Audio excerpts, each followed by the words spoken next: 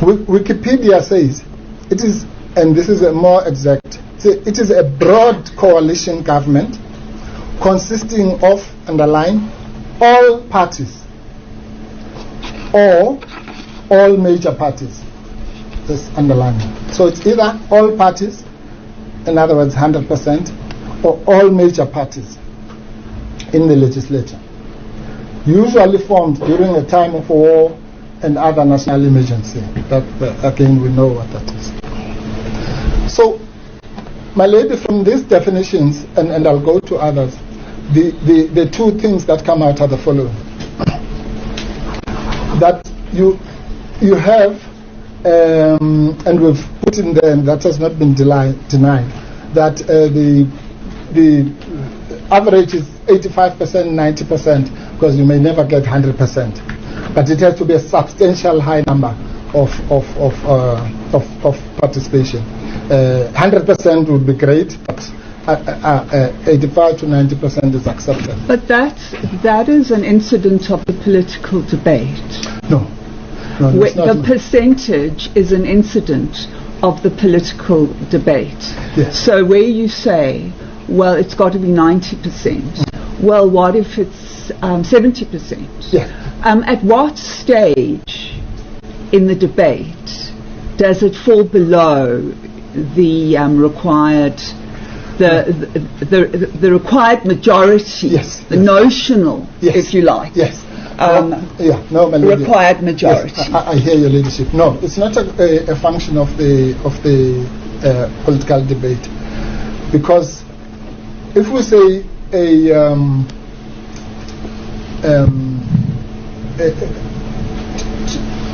to change the constitution, you need a substantial amount for certain clauses, not less than 75%, let's say. Then that's it. Then once that threshold is set, it's set. You can't say, well, what if it's 74? Well, if it's 74, it's not set. Well, yes, but this is not an exactitude.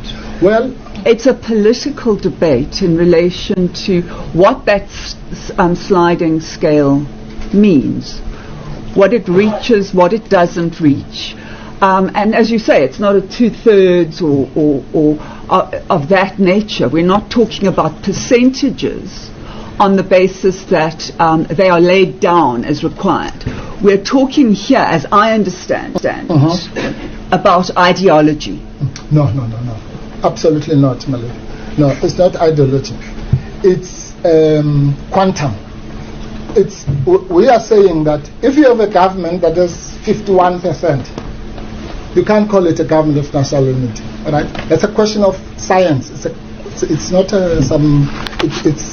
that is not a government of national. Look, you can call it a government. Yeah, you can call it a government. Yes, of course. Whether you can use the word unity and in what context that can be used is the debate that you are having. Yes, absolutely. It's the debate that is being had. Absolutely. Now we know that that national is a term that is also a political term of art. It's used.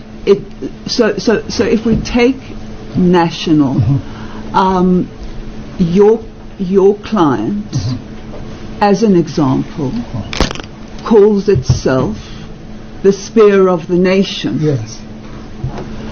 So there's a national element there. Absolutely. The ANC says that it is a national Congress. Correct.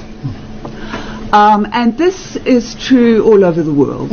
One wants to, by using this term, one wants to promote inclusivity. Absolutely.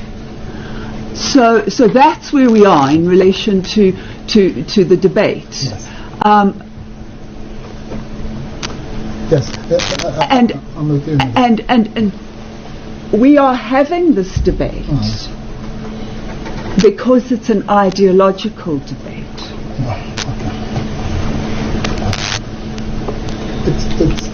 My lady, with the greatest respect, it's not. We'll get to the ideological debate later. This is a matter of law. Is there a majority government, let's say, for example, What is a majority government?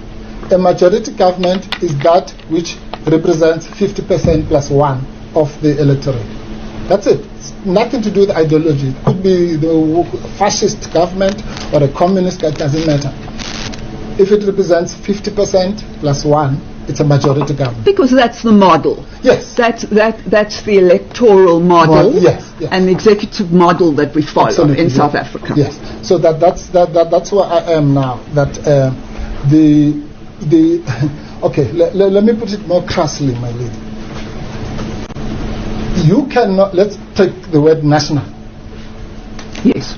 Now, yeah, a political party can exaggerate its importance and call itself the international party of this with 2 members. That's fine. Yeah. Okay. And the global universal party of the world. Yeah. Nobody is going to stop them from doing that. So whether but the word national in a court of law must have a meaning, right? National in this context means South Africa, right? It's of the nation. Of the nation as a whole. Yes. Right? Now, let me ask a rhetorical question. Can anyone say that something which excludes 4 million South Africans is national? No. Well, maybe they can't, but in the same way, because that's inaccurate, but in the same way as the example you've just given of the enormous exaggerated name party, that's inaccurate. Yes. But does it mean they can't call themselves that? No, my lady, it doesn't. They are free to do so because they are not the SABC. But the SABC, which is a national public broadcaster, cannot feed us as citizens with inaccurate information. But is it inaccurate to say this is what they call themselves? They call themselves the GNU, and we're calling them the GNU. Yeah. Because that's what they call themselves. In so doing, we are not aligning ourselves with any one or other position. And the Democratic Party, we may not think that they're very democratic at all. But we can't come to court and say, well, you can't say you're democratic, because that's an ideological debate. No, my lady, I'm trying again. Yes, no, please. Yeah, this has nothing to do. The Democratic Party can call itself whatever it wants. It is not an organ of state, and it is not a public broadcaster. So it is free to call itself whatever it wants to call itself.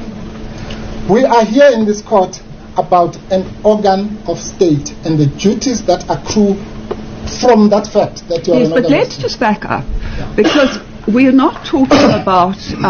when you say we're talking about an organ of state, right, and a public broadcaster, and a public broadcaster, yes, my lady. Whatever I say after this very interesting argument, yes, and I acknowledge it's an important argument, and it's something that we have to grapple with seriously. I appreciate it. When all is said and done, a case like this is important because it will set a precedent. Absolutely. So I say, well, you can't call yourself a government of unity because you're not a government of unity. And we accept factually that that is not the case. So that is a term which is inaccurate, and it's a name that you call yourself, but you may not use it. Sure.